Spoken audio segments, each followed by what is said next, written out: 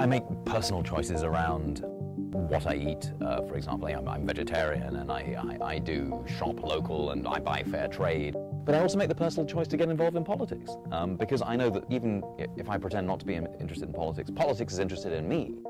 There's a lot of money being traded so that my choices are limited. And so I get involved in campaigns against McDonald's or taking on low wages for fast food workers. I make the personal choice to get involved in community.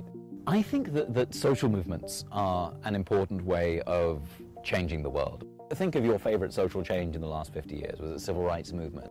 It happened through organizing, and it happened through people getting together and dreaming bigger thoughts than they ever allowed themselves to have by themselves. I work in service of social movements. My skills run to academic skills and writing and being able to communicate. That's why I teach a lot. I mean, I enjoy teaching and pedagogy. And by putting those skills at the service of some of these movements, by being, by really being accountable to the movements and trying to figure out ways in which when I get things wrong, I can get called to the mat for it, and I can learn, and then I can feed things back. But also by being a critical partner. I'm not willing to accept everything that I see from movements, but I'm a fellow traveler.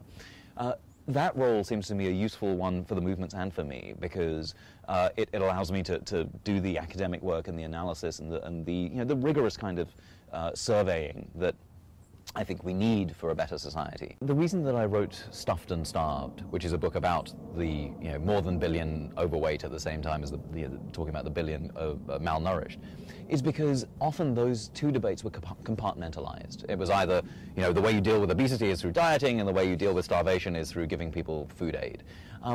But in fact, what I was trying to do in Stuffed and Starved was really get to the hard part, which is both of these are symptoms of poverty. Being overweight in the United States is associated with having lower income, and of course starvation is associated with having very low income.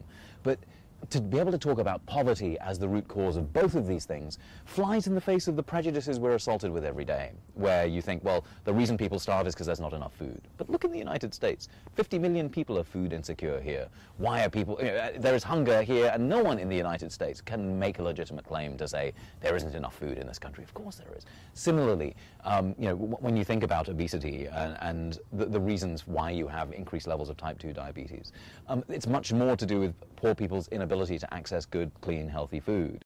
The Value of Nothing has had a really interesting audience, and people have taken from it what they've wanted and used it to help them redefine the way that they want to value things in their particular world, whether that's a world of activism or spirituality or pharmaceuticals.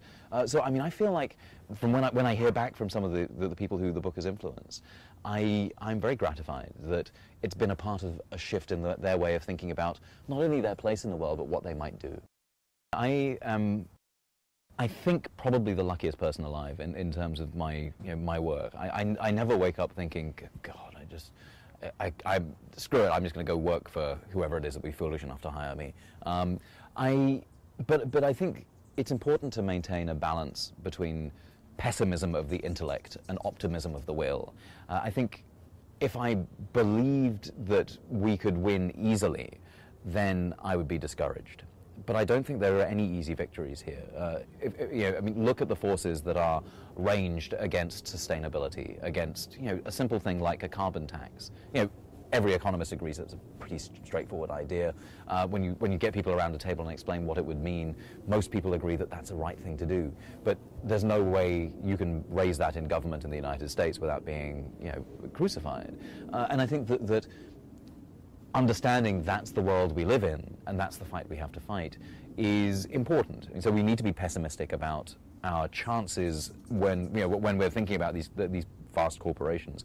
On the other hand, looking at history is really empowering. I mean, the civil rights movement is a long time in coming, but it happened fast when it did. And it was, over a decade, some pretty radical transformation was possible.